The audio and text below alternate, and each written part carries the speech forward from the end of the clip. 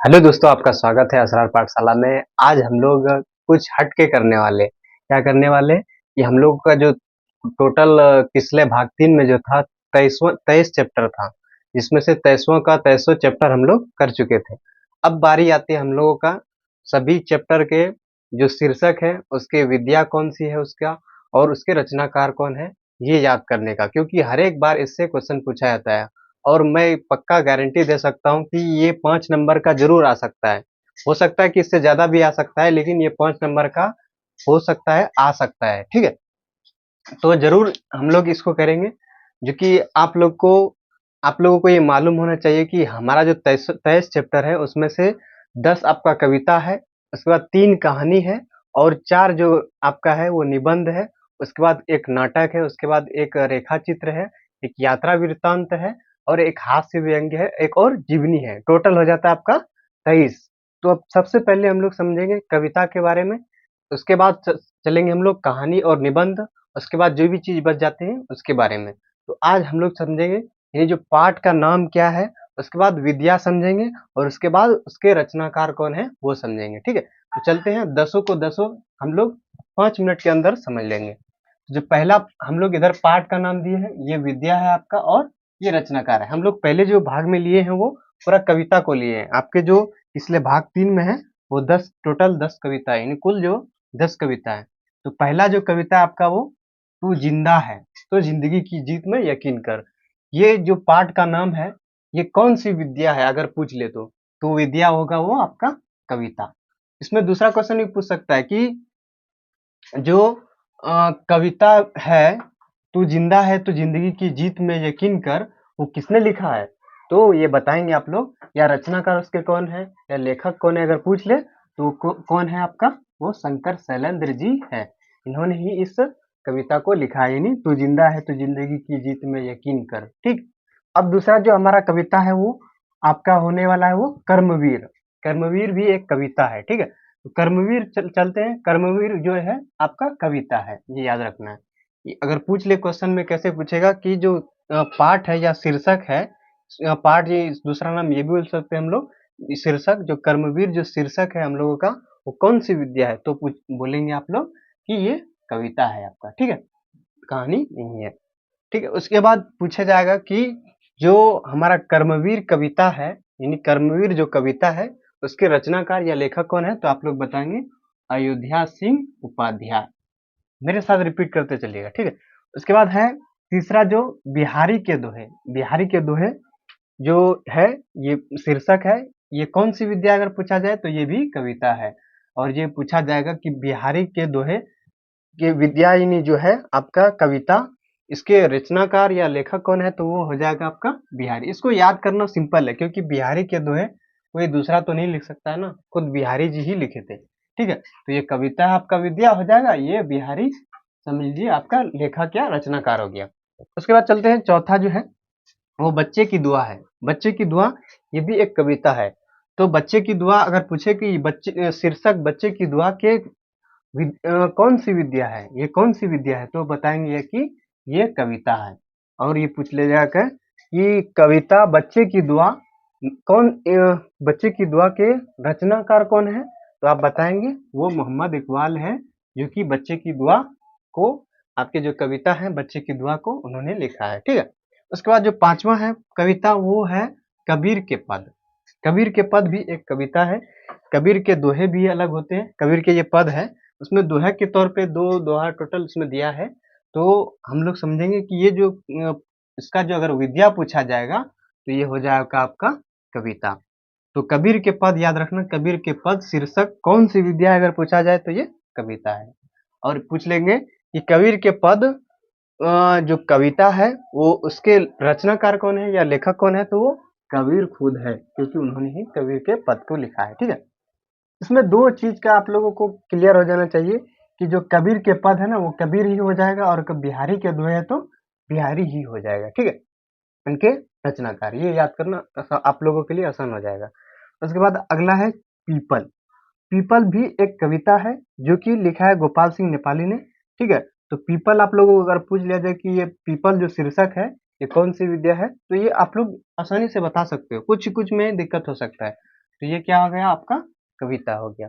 उसके बाद पूछा जाएगा कि पीपल कविता के रचनाकार कौन है, तो वो रचनाकार हो जाएंगे गोपाल सिंह नेपाली। ठीक है, उसके बाद चलते हैं खुशबू रचते हैं हाथ। खुशबू रचते हैं हाथ, ये भी आपका एक कविता है। तो अगर शीर्षक में पूछ लिया जाए कि शीर्षक खुशबू रचते हैं हाथ, वो कौन सी विद्या है, तो आप लोग बताएंगे वो कविता है। उसके बाद अगर पूछ लेंगे कि जो खुशबू रचते हाथ जो कविता है उसके रचनाकार कौन है, तो वो बताएंगे आप लोग अरुण कमल।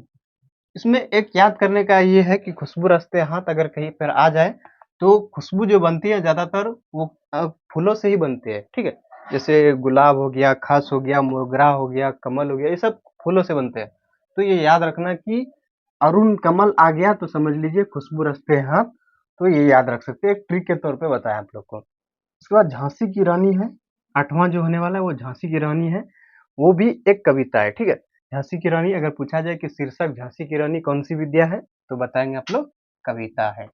उसके बाद है कि अगर पूछा जाए कि झांसी की रानी कविता के लेखक या रचनाकार कौन है, तो बताएंगे आप लोग सुभद्रा कुमारी चौहान, इन्होंने ही झांसी की रानी को लिखा है। ठीक है, अगला है जो हमारा नौवां है, लास्ट जो लास्ट पहले वाला है, वो सुदामा चरित्र है। सुदामा चरित्र ये आप लोग देखे होंगे कि बहुत सारे जगह ये कहानी के तौर पर दिया गया है, लेकिन ये सुदामा चरित्र को कविता के तौर पर नरोत्तम दास ने लिखा था। ठीक है, तो ये अगर पूछा जाए कि शीर्षक सुदामा चरित्र कौन सी विद्या है, कहानी ना होगा वो कविता हो जाएगा। ठीक है, क्योंकि इसमें कविता के तौर पर लिखा गया इसमें, तो ये विद्या बता देंगे। उसके बाद ये पूछेंगे कि सुदामा चरित्र कविता के लेखक या रचनाकार कौन है, तो उसमें बहुत सारे ऑप्शन आएंगे, तो वो आ जाएगा आपका नरोत्तम दास।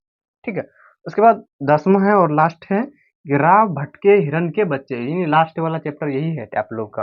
तो अगर पूछा जाए कि राव भटके हिरन के बच्चे ये कौन, ये जो शीर्षक है इसके ये कौन सी विद्या है, तो आप बताएंगे कि ये कविता है। और अगर पूछ लेंगे कि राव भटके हिरन के बच्चे कविता के लेखक या रचनाकार कौन है, तो वो बताएंगे डॉक्टर नी वियतनाम। ठीक है, इसमें एक चीज और पूछ सकता है कि इसके अनुवाद कौन किया था, यानी जो ड्रा भटके हिरन के बच्चे हैं ना, वो कविता है, तो ये इंग्लिश में लिखा गया था, इसको हिंदी में ट्रांसलेट किया गया, यानी इसको, लेकिन इसको हिंदी में अनुवाद कौन किया था, तो वो राजेंद्र प्रसाद मिश्र ने किया था। ये याद रखना है, राजेंद्र प्रसाद मिश्र, इन्होंने इसको हिंदी में अनुवाद किया था। तो इसमें दो क्वेश्चन बन सकता है कि रा भटके हिरन के बच्चे की कविता जो डॉक्टर वियतनाम ने लिखा था, या उसको ये नहीं पूछ के इसमें ऐसा पूछ सकता है कि रा भटके हिरन के बच्चे कविता के अनुवादक कौन है, या अनुवाद किसने किया था, हिंदी में अनुवाद किसने किया था, तो आप बताएंगे राजेंद्र प्रसाद मिश्र ने किया था।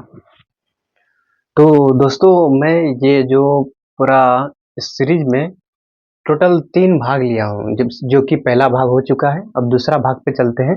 दूसरे भाग में है, पहले तो हम लोग कविता कर चुके, उसके बाद हम लोग आज जो अभी जो करेंगे अभी हम वो कहानी करेंगे, उसके बाद निबंध करेंगे, एक तो जीवनी हम लिए सिर्फ। ठीक, उसके बाद जो तीसरा होने वाला है ना, उसमें जितना भी आपका बचेगा, रेखा चित्र बचेगा, और उसके बाद जो भी चीज बचेगा उसको तीसरे तीसरे भाग में हम लोग देखेंगे। ये दूसरा भाग है। ठीक है, चलते हैं। जो हम लोग पहले 3 कहानी करेंगे, उसके बाद 4 निबंध है आपका और एक जीवनी है। ठीक है, तो चलते हैं करेंगे। तो पहला जो है हमारा ईदगाह है। तो ईदगाह पूछा जाता है कि ईदगाह जो शीर्षक है वो कौन सी विद्या है, तो बताएंगे आप लोग ये कहानी है।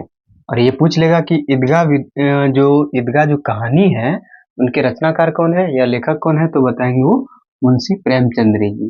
ठीक है, मुंशी प्रेमचंद, या सिंपल में मुंशी नहीं आएगा, अगर आ जाए तो कहीं कंफ्यूज नहीं होने इसलिए हम लिख दिए। ठीक है, तो ये सिंपल यही आ जाएगा कि प्रेमचंद। ठीक, उसके बाद जो दूसरा है हमारा ठेस है। तो ठेस शीर्षक है, अगर पूछेंगे ठेस शीर्षक के विद्या ये कौन सी विद्या है, तो ये बताएंगे आप लोग कि ये भी एक कहानी है। ठीक है, तो अगर पूछेगा कि ठेस जो कहानी है उनके रचनाकार कौन है, तो रचनाकार कौन हो जाएगा आपका फणीश्वर नाथ रेणु जी। फणीश्वर नाथ रेणु जी, याद रखना। ठीक है, उसके बाद आगे है जो हमारा खेमा है। खेमा शीर्षक है, और पूछेगा कि खेमा शीर्षक के कौन सी विद्या है, तो आप बताएंगे कि ये भी कहानी है। टोटल आप में जो पिछले भाग 3 में जो दिया गया है वो 3 ही कहानी दिया गया। ठीक है, तो तीसरा कहानी जो हो जाएगा आपका वो खेमा हो जाएगा। अगर ये पूछ लिया जाए कि खेमा कहानी जो है, खेमा कहानी के रचनाकार या लेखक कौन है, तो बताएंगे उसका लेखक और रचनाकार कोई भी नहीं है, तो वो संकलित है। ठीक है, संकलित हम बता दिए थे आप लोगों को चैप्टर में, वहां पर जाकर आप देख सकते हैं। ठीक है, उसके बाद है कि चौथा चैप्टर है ईर्ष्या। ईर्ष्या तू ना गई मेरे मन से, तो ये आपका शीर्षक है। अगर इसमें पूछ लिया जाए कि ईर्ष्या तू ना गई मेरे मन से ये कौन सी विद्या है, तो ये कहानी नहीं है, बिल्कुल ये कहानी नहीं है, क्योंकि ये एक निबंध है। ईर्ष्या पर एक टॉपिक लिया है, ईर्ष्या पर एक टॉपिक लेकर उस पर बहुत सारी बातें लिखी गई है। ठीक है, तो उसी को कहते हैं हम लोग निबंध। अगर पूछेगा कि ईर्ष्या तू न गई मेरे मन से जो निबंध है, उनके लेखक या रचनाकार कौन है, तो वो रामधारी सिंह दिनकर जी है। ठीक है, इन्होंने ही इस निबंध को लिखा है। चलते हैं आगे कि अगला जो है वो हमारा विक्रमशिला है। विक्रमशिला एक टॉपिक है और इसी पर बहुत सारे चीज इन्होंने लिखा है इसमें, जो आपके कहानी में है। ये निबंध के तौर पर है लिया गया है, कहानी तो नहीं बोल सकते इसको। तो ये विक्रमशिला भी एक निबंध है, याद रखना। तो अगर पूछा जाएगा कि विक्रमशिला शीर्षक कौन सी विद्या है, तो आप बताएंगे कि ये निबंध है, क्योंकि एक जो टॉपिक लिया गया है, चाहे वो कोई भी इमारत ले सकता है, कोई भी जीव जंतु ले सकता है, जो कि एक टॉपिक अगर ले ले तो उस पर बहुत सारे चीजें लिखते हैं, तो उसको ही कहते हैं हम लोग निबंध, या ऐसे कहते हैं।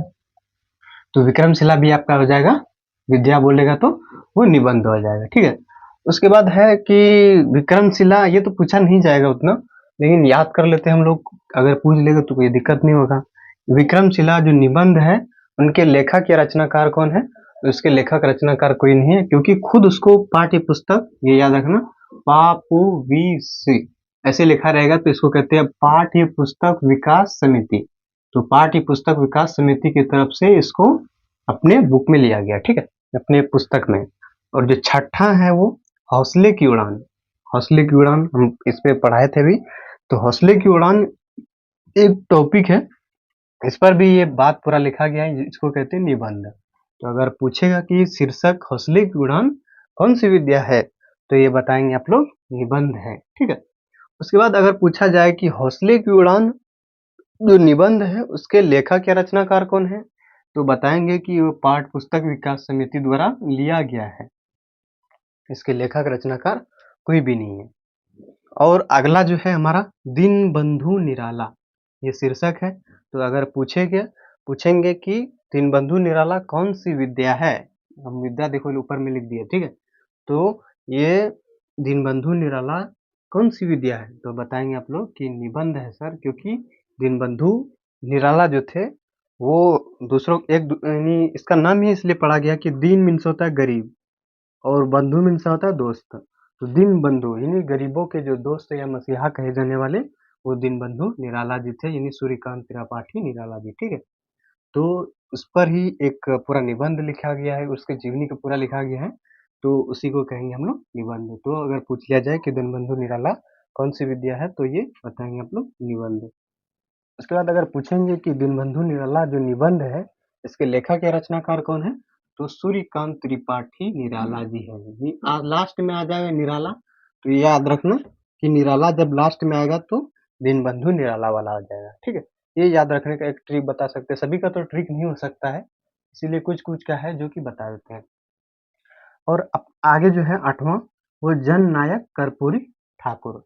तो जन नायक कर्पूरी ठाकुर जी हमारे बिहार राज्य के एक बार उप मुख्यमंत्री है बने थे, और 2 बार मुख्यमंत्री बने थे। ठीक है, तो इसको भी एक टॉपिक के तौर पर लिया गया है, लेकिन इसकी जीवनी को इसमें लिखा गया है, तो ये निबंध नहीं होगा। इसकी जीवनी को पूरा दर्शाया गया कि कैसे उन्होंने आंदोलन किया, कैसे वो विधायक बने, कैसे लोगों की हेल्प करते थे, मदद करते थे, उसकी जीवनी को बताया गया इसमें। तो उसको कहेंगे हम जीवनी। जीवनी एक ही है अपने, वो है जननायक कर्पूरी ठाकुर की जीवनी को दिया गया है। तो ये याद रखना है कि हमारे किसले भाग 3 में जीवनी एक ही है, वो कौन सा है, जननायक कर्पूरी ठाकुर।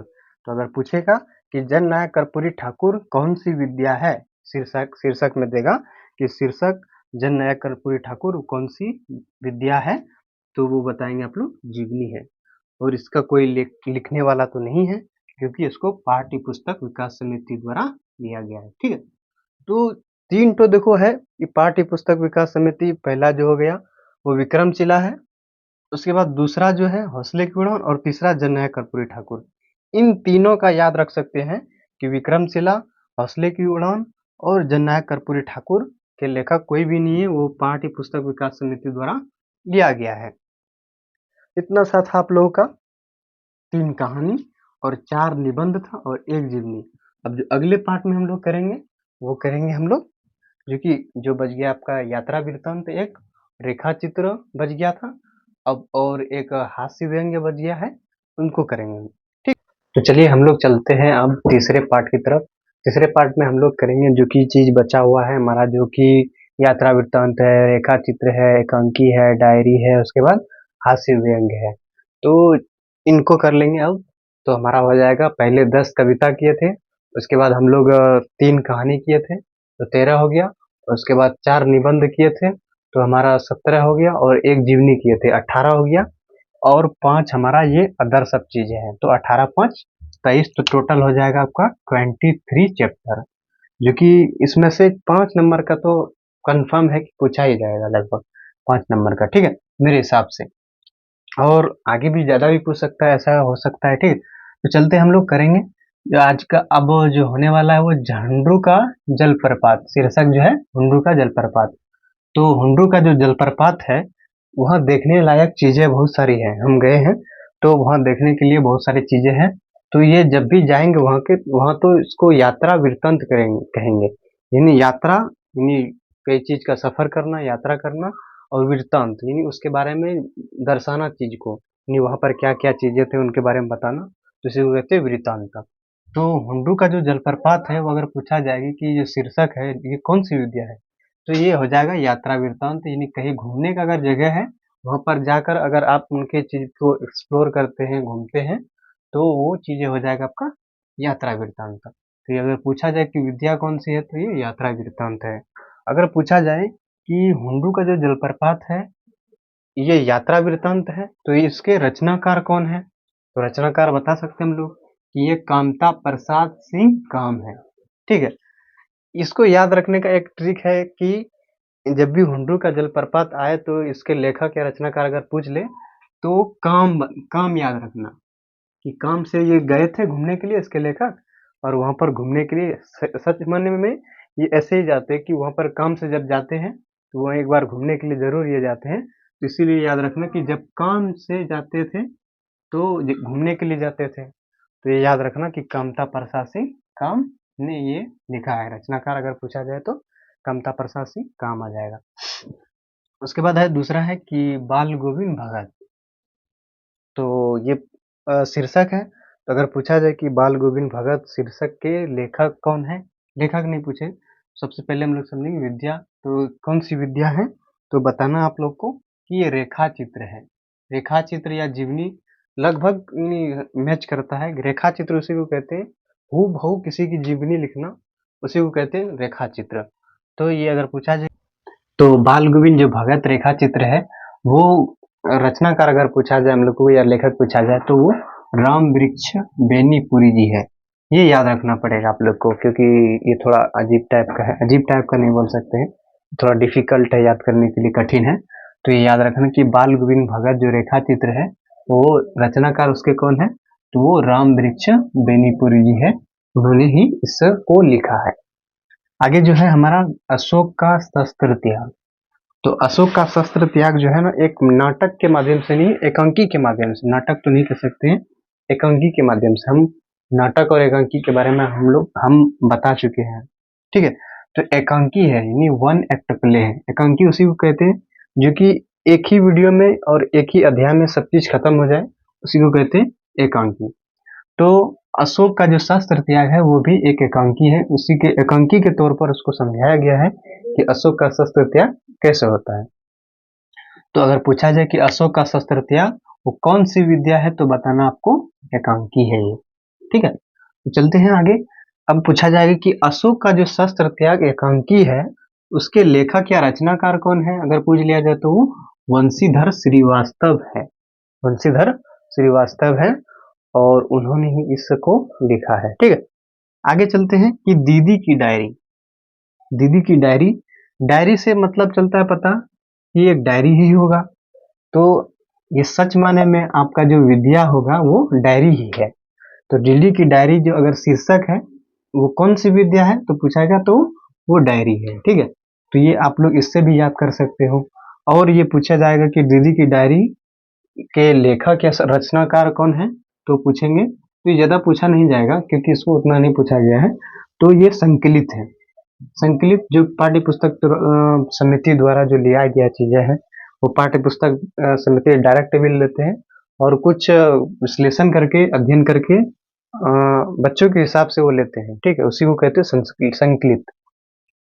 उसके बाद है चिकित्सा का चक्कर। चिकित्सा का चक्कर ये हमारे समाज के जो मेडिकल व्यवस्था है, डॉक्टर की व्यवस्था है, उसको उजागर करता है ये चैप्टर।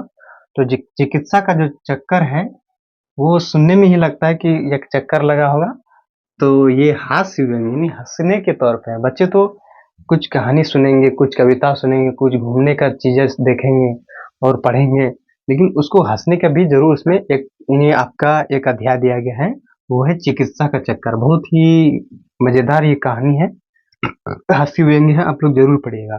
तो चिकित्सा का जो चक्कर है वो कौन सी विद्या है तो पूछेंगे तो वो हास्य व्यंग्य है, यानी हंसने वाला चीज है जो इंसान को हंसा सके, उसी को कहते हैं हास्य व्यंग्य। और पूछा जाएगा कि चिकित्सा का जो चक्कर है उसके लेखक या रचनाकार कौन थे तो बेढप बनारसी जी थे, उन्होंने इसको लिखा था। तो ये याद रखना है कि जो हमारा चिकित्सा का जो चक्कर है, चिकित्सा का जो चक्कर है, चिकित्सा का चक्कर, उनके जो लेखक या रचनाकार है वो बेढप बनारसी जी है, उन्होंने इसको लिखा। तो दोस्तों हम लोग समझ लिए थे कि हम लोगों का जो 3 पार्ट था उसमें हम समझे थे कि कविता, उसके बाद कहानी, उसके बाद हम लोग जो भी चीज था समझ लिए थे। अब देखो बिहार बोर्ड क्वेश्चन कैसे सेट करता है, हम आप लोगों को देते हैं जिसमें आप हल करेंगे तो सेम टू सेम ऐसा ही आएगा। इसलिए हम लोगों को जो है वो लेसन देखने से ज्यादा हम लोगों को प्रैक्टिस जरूरी है, इसलिए हम 5 क्वेश्चन लाए हैं जो कि आपके बिहार बोर्ड में पूछा जाएगा लगभग इसी तरह से। ठीक है, तो पांचों को करेंगे हम लोग एक एक करके, सही से करना है, दिमाग लगा के करना है। ठीक है, तो जो पहला जो क्वेश्चन हमारा होने वाला है वो शीर्षक झांसी की रानी पूछा जा रहा है कि शीर्षक जो है झांसी की रानी विद्या है। देखो हम विद्या बताए थे ना, तो विद्या कौन सी विद्या होगी, क्या ये कहानी है, नहीं, कविता है, क्या है, नाटक है, उसके बाद रेखा चित्र है, क्या है इसमें। तो आपको बताना कि झांसी की रानी की विद्या पूछ रहा है ना, तो क्या है आपका, तो वो बताना आप लोगों को कि ये एक कविता है, कहानी तो नहीं है, नाटक भी नहीं है और रेखा चित्र भी नहीं हो सकता है। तो ये हमारा गलत हो जाएगा, सही हो जाएगा कविता। उसके बाद दूसरा जो क्वेश्चन है आपका, तू जिंदा है, तू जिंदा है, उसके बाद कविता के रचनाकार है, ये जो तू जिंदा है जो कविता है हमारा, उसके रचनाकार पूछ रहा है कौन है, यानी लेखक कौन है, तो वो क्या प्रेमचंद है, नहीं, उसके बाद वरण महादेवी वर्मा है, पता नहीं, उसके बाद राम वृक्ष बिनीपुरी है, उसके बाद शंकर शैलेंद्र है।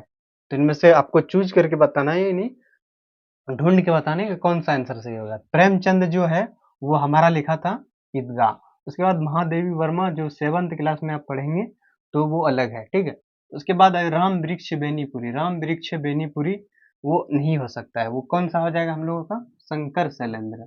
ये शंकर शैलेंद्र जी ने तू जिंदा है, तो जिंदगी की जीत में यकीन कर उनका रचनाकार जी है। ठीक है, उसके बाद आगे है कि चिकित्सा का चक्कर, चिकित्सा का चक्कर कौन सी विद्या है, यानी विद्या पूछ रहा है यहाँ पर, तो ये बताना है आपको कि चिकित्सा का चक्कर कौन सी विद्या है, क्या वो कविता है, क्या वो कहानी है, क्या एकांकी है, क्या वो हास्य व्यंग्य है।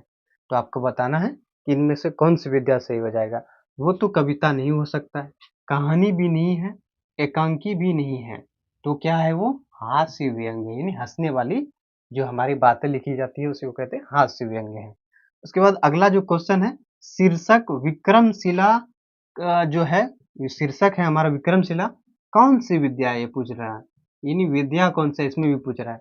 तो विद्या कौन सी हो जाएगा आपका? क्या ये एकांकी हो जाएगा? नहीं। उसके बाद क्या कहानी हो जाएगा? पता नहीं भाई।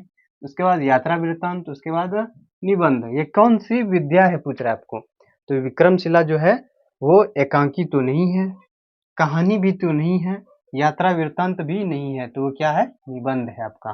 तो आंसर जो सही हो जाएगा वो निबंध हो जाएगा। उसके बाद है पांचवा और लास्ट क्वेश्चन है वंशीधर श्रीवास्तव। ये क्वेश्चन थोड़ा दिमाग लगा के करना पड़ेगा। वंशीधर श्रीवास्तव द्वारा लिखित एकांकी है।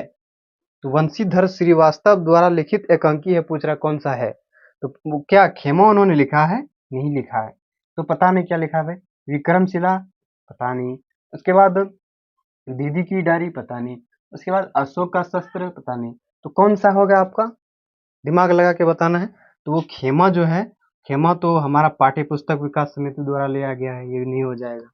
ये विक्रमशिला भी पाठ्य पुस्तक विकास समिति द्वारा लिया गया है, तो ये भी नहीं होगा।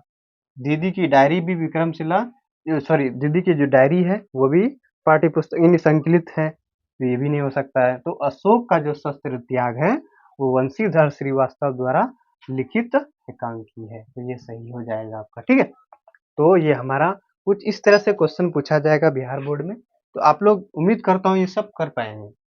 तो ये जितना भी वीडियो, तो उम्मीद करता हूँ आप लोगों को ये समझ में आया होगा। तो ये वीडियो कैसा लगा आप लोग कमेंट में जरूर बताइएगा, और इस वीडियो को लाइक भी करिएगा और दूसरों तक भी जरूर शेयर कीजिएगा। Thank you.